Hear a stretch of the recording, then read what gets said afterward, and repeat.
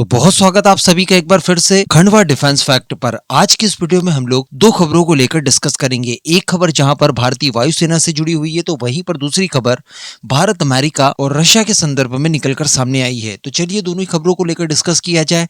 आप बस इसी तरह की वीडियोस के लिए चैनल को सब्सक्राइब जरूर कर दीजिएगा। यहाँ पर वीडियो में आगे बढ़ने से पहले मैं आपसे क्वेश्चन करूंगा, जिसका आंसर आपको नीचे कमेंट बॉक्स में देना है। आपको ये बताना है कि करंटली जो कॉन्फ्लिक्ट चल रहा है बिटवीन ईरान, इजराइल और अमेरिका के बीच में, यहाँ पर आप इन तीनों ही देशों में से किसे सपोर्ट करते हैं और क्यों सपोर्ट करते हैं। तो देखिए, पहली खबर जो निकल कर आ रही है भारतीय वायुसेना की तरफ से, ये बहुत ही ज्यादा दुखद है। एक्चुअली बताया ये जा रहा है कि भारतीय वायुसेना का एक Su-30 MKI अचानक रडार से गायब हो जाता है। शाम को लगभग 7:45 पर इसकी जानकारी खुद इंडियन एयरफोर्स के द्वारा अपने ट्विटर हैंडल से साझा की जाती है। बताया जा रहा है कि ये एक शॉर्टी पर था और इसी दौरान ये रडार से गायब हो जाता है। इसकी खोज इस समय की जा रही है। एक्चुअली मैं आपको बता दूं कि नॉर्थ ईस्ट में पड़ने वाले असम राज्य के जोरहाट एयरबेस से इसने उड़ान भरी थी और कुछ ही समय के बाद ये लापता हो जाता है। तो अल्टीमेटली माना जा सकता है, समझा जा सकता है कि इसमें किसी प्रकार की कोई दुर्घटना हुई है। ये अल्टीमेटली क्रैश हो गया है। अब देखने वाली बात रहेगी कि ये कब तक मिलता है। मिलने के बाद इसकी सारी जानकारियां निकलेगी कि क्या वास्तविकता में ये क्रैश हुआ है, अगर हुआ है तो कहां पर हुआ है।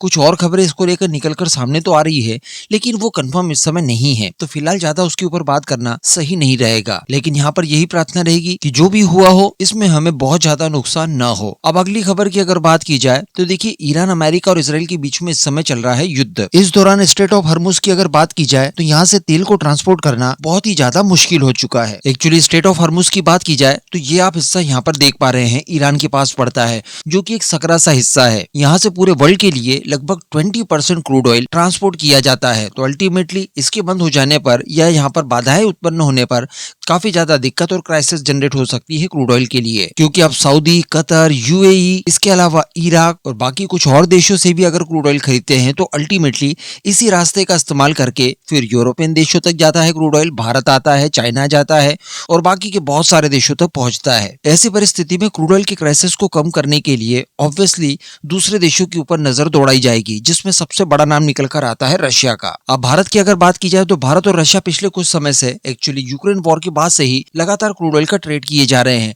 जिसमें भारत को काफी लाभ भी हो रहा था, क्योंकि भारत को ये काफी डिस्काउंटेड रेट पर क्रूड ऑयल प्रोवाइड करा रहे थे। लेकिन पिछले कुछ समय से लगातार अमेरिका इसी क्रूड ऑयल के पीछे पड़ा हुआ था कि आप रशिया से क्रूड ऑयल मत खरीदिए। इवन भारत जो अपनी जरूरत का ज्यादातर क्रूड ऑयल रशिया से खरीद रहा था, इसकी वजह से 25% तक के एडिशनल टैरिफ्स भी भारत के ऊपर लगा दिए गए। हालांकि जो ट्रेड डील को नेगोशिएट वगैरह किया गया, इस दौरान कई सारे मामलों के ऊपर बातचीत हुई होगी, जिसमें भारत द्वारा भी रशिया से क्रूड ऑयल खरीदना एकदम बंद तो नहीं किया गया, लेकिन काफी कम कर दिया गया था। स्पेशली हमारी प्राइवेट जो रिफाइनरीज थी, उन्होंने ज्यादा रिस्क न लेते हुए क्रूड ऑयल के ट्रेड को रशिया से लगभग बंद कर दिया था। लेकिन ईरान कॉन्फ्लिक्ट के बाद में जैसे स्ट्रेट ऑफ हॉर्मुज के बंद होने की खबरें निकल कर आती है या व्यवधान की खबरें निकल कर आती है, रशिया की तरफ से कमिटमेंट आता है भारत के लिए कि भारत चिंता ना करे, उसकी एनर्जी रिक्वायरमेंट को फुलफिल करने के लिए हम तैयार हैं और किसी भी परिस्थिति में आपको कोई भी क्राइसिस नहीं होने देंगे और प्रॉपर आपको क्रूड ऑयल बेचेंगे। अब ये रशिया की तरफ से कमिटमेंट तो कर दिया गया, लेकिन क्या भारत ऐसा कर सकता था? क्योंकि अगर करना शुरू करेंगे